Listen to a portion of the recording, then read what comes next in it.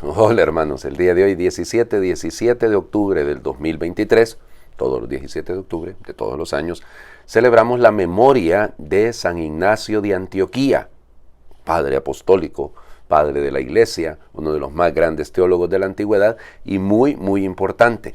Ok, les hago una aclaración rapidita porque algunos me han preguntado esto en el pasado.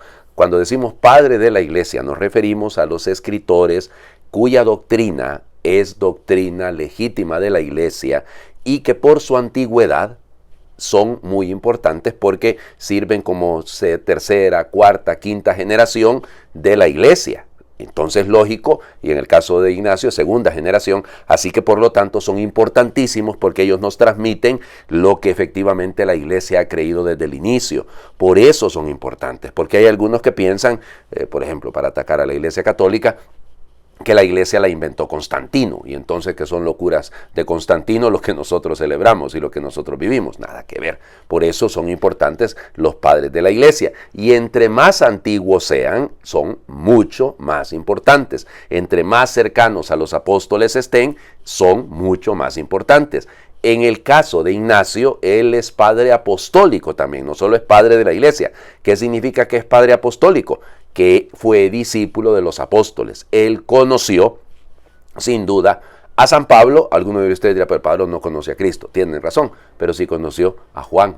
Así que por lo tanto, como conoció a Juan, y algunos incluso dicen a Pedro, porque lo sustituye en la iglesia de Antioquía, algunos dirán, ¿cómo que en la iglesia de Antioquía Pedro no era obispo en Roma? Sí, era obispo en Roma, pero primero había sido obispo en Jerusalén, digámoslo, luego en Antioquía y luego en Roma. Así que por lo tanto Ignacio lo va a sustituir a Pedro ahí en Antioquía. O sea que él los conoció, a Pablo, a Juan y a Pedro. Bueno, no sabemos prácticamente nada de su vida más que lo que está en las cartas. Fíjense, resulta ser que hay 7 cartas que se consideran desde cualquier punto de vista auténticas, muy auténticas. Una carta a los Efesios, una carta a los habitantes de Esmirna, una carta a Policarpo de Esmirna, de carta a Troas. Es decir, esas cartas, esas 7 cartas que les digo, son importantísimas porque ahí también la carta a los magnesios, carta a los romanos, fíjense, a Filadelfia y a Trales. Esas son las 7 cartas que son reconocidas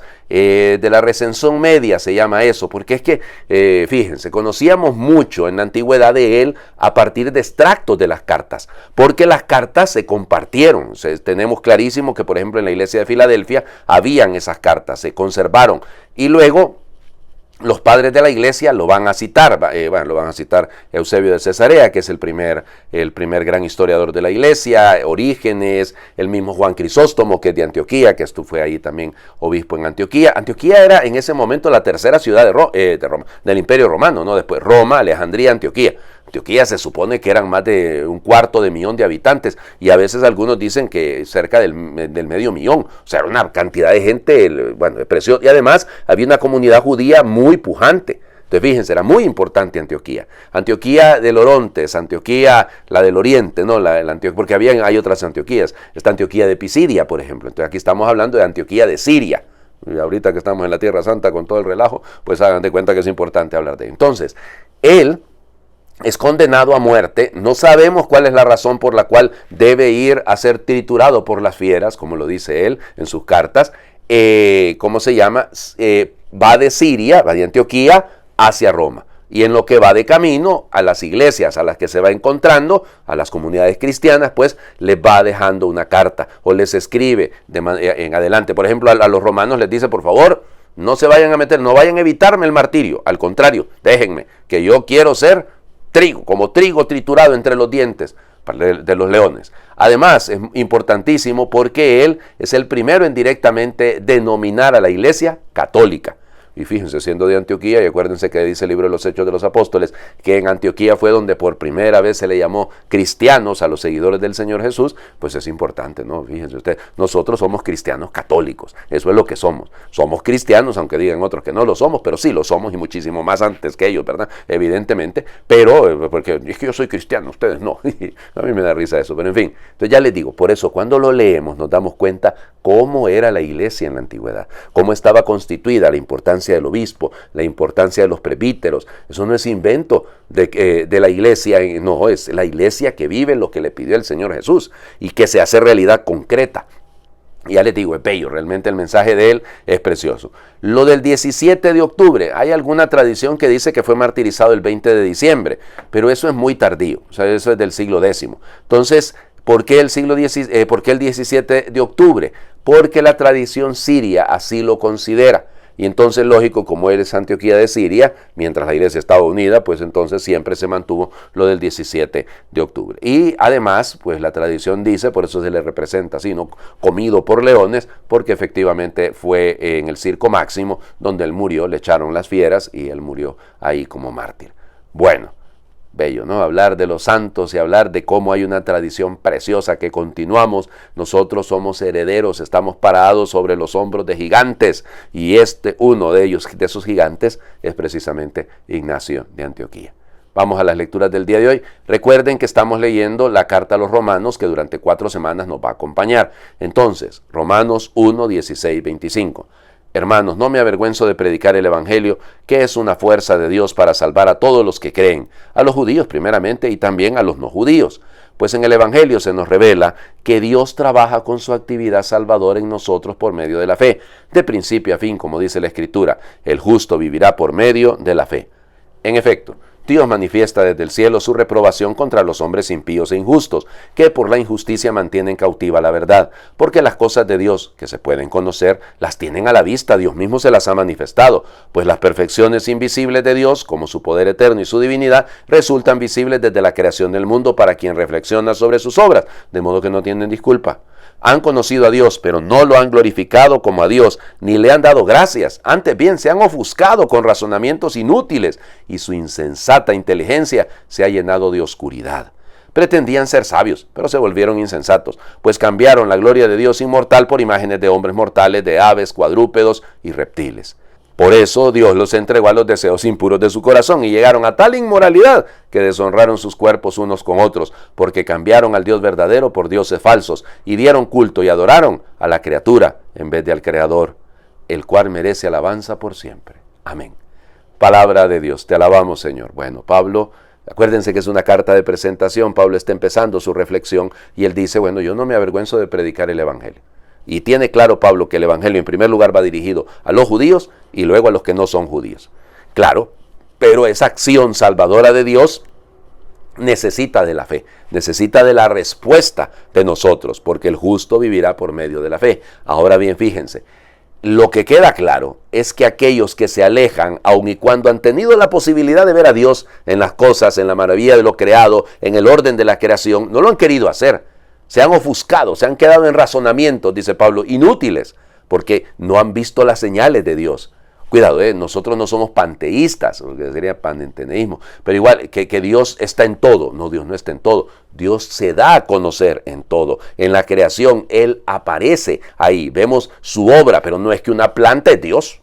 Me explico, ¿no? Una flor bella no es Dios. Ahí se manifiesta Dios, se nos da a conocer en todo su poder y en todo su esplendor. Pero yo no me puedo quedar en las cosas, sino que debo ir más allá y ver al Creador. Y por eso Pablo lo dice, con querer ser sabios se volvieron insensatos, cambiaron la gloria de Dios inmortal por imágenes y se hicieron imágenes de aves, de cuadrúpedos, de animales, de reptiles y de hombres mortales. Piensen, está hablándole a los romanos, entienden muy bien lo que es toda la llamémosle la cosmogonía, todo lo que tiene que ver con el panteón romano, toda la teología romana, si lo quieren, o la mitología romana mejor. Por eso Pablo está claro y nos dice, por eso deshonraron, vivieron en una inmoralidad.